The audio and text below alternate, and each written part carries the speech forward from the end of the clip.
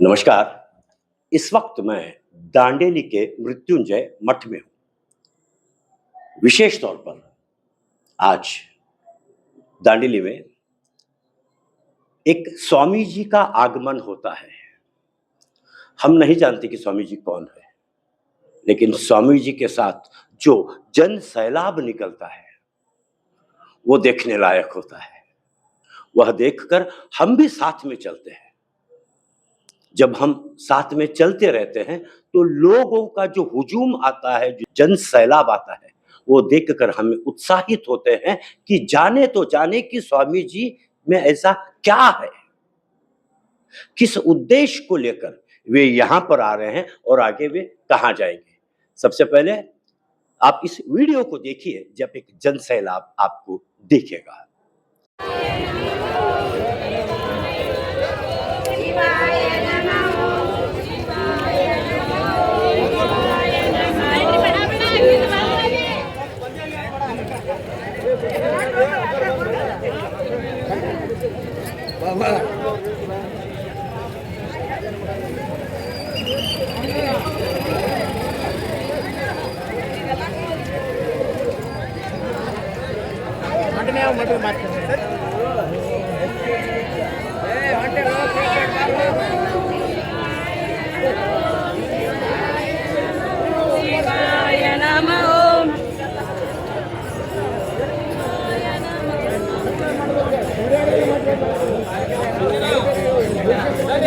अंदर चप्पल कौन सा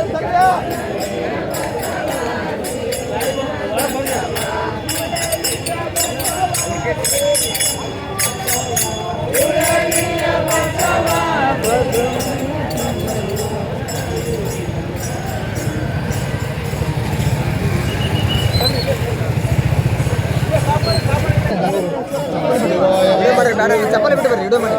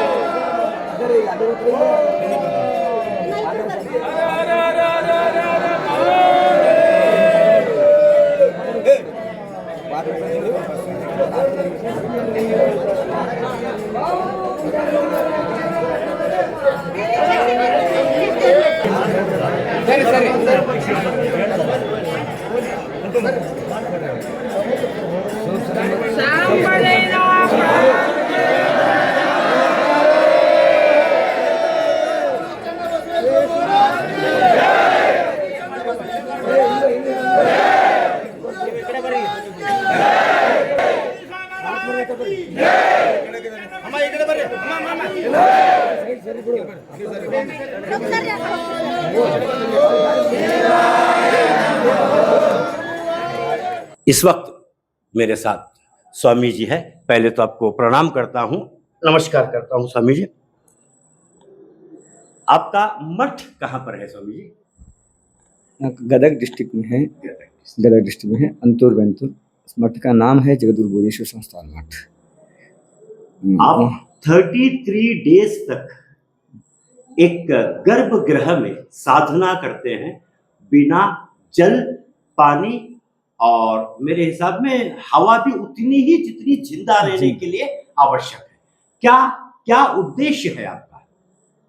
हमारा उद्देश्य है लोक कल्याण, लोक कल्याण। क्योंकि धर्म जागृति करना है योगियों का उद्देश्य था। योग साधन, योग का मूल उद्देश्य योग समाधि ही, समाधि स्थिति में रहने वाला ही योगी कहते हैं। अच्छा, हाँ, योग समाधि ही, जो योग शास्त्र में योग का मूल उद्देश्य समाधि, समाधि, समाधि समाधि अवस्था में रहने के लिए साधना करना, तपस्या करना। तपस्या करना हम अवस्था कहते हैं। जो 5 अवस्था होते हैं, जागृत अवस्था, स्वप्नावस्था और निद्रावस्था, तुरीयावस्था, तुरीयातीत अवस्था। जो तुरीयावस्था, तुरीयातीत अवस्था होते हैं उसको समाधि अवस्था कहते हैं। उस समाधि अवस्था में जो हमको जीने के लिए आईसीयू में रहते हैं ना, हाँ हाँ हाँ हाँ, वैसा ही हाँ, जो जीने के लिए कितने हवा चाहिए उतना रहते हैं, उतना रहते हैं। मगर हम जो समाधि समतावस्था शिव जीवयो हो, समाधि का मतलब होता है सो शिव जीव दोनों एक ही स्थिति में रहने वाला अवस्था को समाधि अवस्था कहते हैं।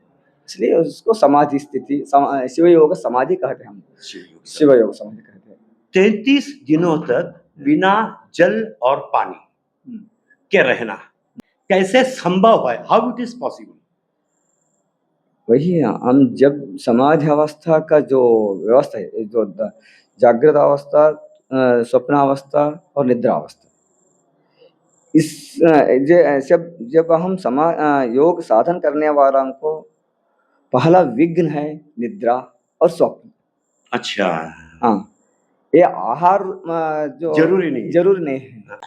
ನಮಗೆ ಜಾಗೃತಾವಸ್ಥೆ ಮತ್ತು ತುರಿಯಾವಸ್ಥೆಯಲ್ಲಿ ಮುಟ್ಟಬೇಕು ಆದರೆ ಇವು 2 ಅವಸ್ಥೆಗಳನ್ನು, ನಿದ್ರಾವಸ್ಥೆ ಮತ್ತು ಸ್ವಪ್ನಾವಸ್ಥೆಗಳನ್ನು ಮೀರಿ ಹೋಗಬೇಕಾಗುತ್ತೆ. ಆ ಅವಸ್ಥೆಗೆ ಒಳಗಾದೆವು ಅಂದ್ರೆ ಪ್ರಾಣಕ್ಕೆ ಅಪಾಯ ಉಂಟಾಗ್ತದೆ. ಯಾಕಂದ್ರೆ ಈ ನಿದ್ರಾವಸ್ಥೆ ಮತ್ತು ಸ್ವಪ್ನಾವಸ್ಥೆ ಅನ್ನುವಂಥದ್ದು ಯೋಗ ಭಂಗವನ್ನುಂಟು ಮಾಡುತ್ತದೆ ಅನ್ನುವಂಥದ್ದು. आपको मालूम हो रहा है ना? और एक विशेष बात मैं पूछ रहा हूँ आपसे। आप बता रहे थे सोमवार को कुछ छोड़िए, मुझे कन्नड़ उतनी नहीं आती सर। सोमवार को कुछ छोड़िए आप बता रहे थे, क्या छोड़ना बता रहे थे सर? जो स्वामी जी माफ कीजिएगा, स्वामी जी। जो हमारा भक्त लोगों के पास दुर्गुण है, यहाँ पादयात्रा का मूल उद्देश्य दुर्गुणों का भिक्षा, सद्गुणों का दीक्षा। इस अर्थ में हम पादयात्रा कर रहे हैं। मगर आपके पास सभी लोग एक ही बार सब नहीं छोड़ सकते ना। हाँ, एक साथ नहीं छोड़ सकते, एक झटके से नहीं छोड़ सकते। इसलिए फर्स्ट आप सभी लोग सोमवार हमारा परम शिव का वार है, और हमारे जो मठ हमारा बुद्धेश्वर का वार है, जो बसवेश्वर का वार है, इसलिए विशेष दिन है, इसलिए वीकली 1 डे आप सोमवार में छोड़ दीजिए। सोमवार के एक दिन छोड़कर शुरू कीजिए। अच्छा, नेक्स्ट प्रैक्टिस कीजिए। नेक्स्ट पे सेकंड, फिर 2 दिन कीजिए, 2 दिन कीजिए, इसके बाद 3 दिन कीजिए, अच्छा 4 दिन कीजिए। Practice make perfect. हाँ, प्रैक्टिस मेक्स मैन परफेक्ट। और यह सही तरीका है कि धीरे धीरे कोशिश करोगे तो असंभव भी संभव हो जाएगा। इसी उद्देश्य से हम पहला सोमवार कहते हैं। सोमवार पाद यात्रा आप कब शुरू किए थे? गदग से आप निकले? हाँ, हमारा मठ से निकले। आपके मठ गदग से आप निकले, उड़वी आप जा रहे हैं। तो कितना समय लगेगा स्वामी जी? अभी कितना टाइम हो गया आपको निकले हुए? 7 दिन हो गए। 7 दिन हो गए। 7 दिनों से आप लगातार चल रहे हो? 9 डे हम पहुंचेंगे, शरण में पहुंच जाएंगे। उड़वी चंद बसवेश्वर महाराज के चरणों में आप पहुंच जाएंगे। विशेष तौर पर कहना चाहता हूं मैं कि अगर हम सब मिलकर, इनका एक ही उद्देश्य है कि सुधरे जग सुधरे, सभी लोग सुधरे, बुरी आदतों से दूर रहे, विश्व शांति हो। इसी उद्देश्य को लेकर स्वामी जी पद यात्रा पर निकले हैं। और उम्मीद करता हूं, जैसे स्वामी जी ने बताया, कि हमारे में जो दुर्गुण है, गलत आदतें हैं, उन्हें सिर्फ सोमवार के एक दिन छोड़कर शुरू कीजिए, शुरू कीजिए। धीरे धीरे परिवर्तन होगा और संसार सुखमय और शांतिपूर्वक होगा। बहुत बहुत धन्यवाद समय देने के लिए।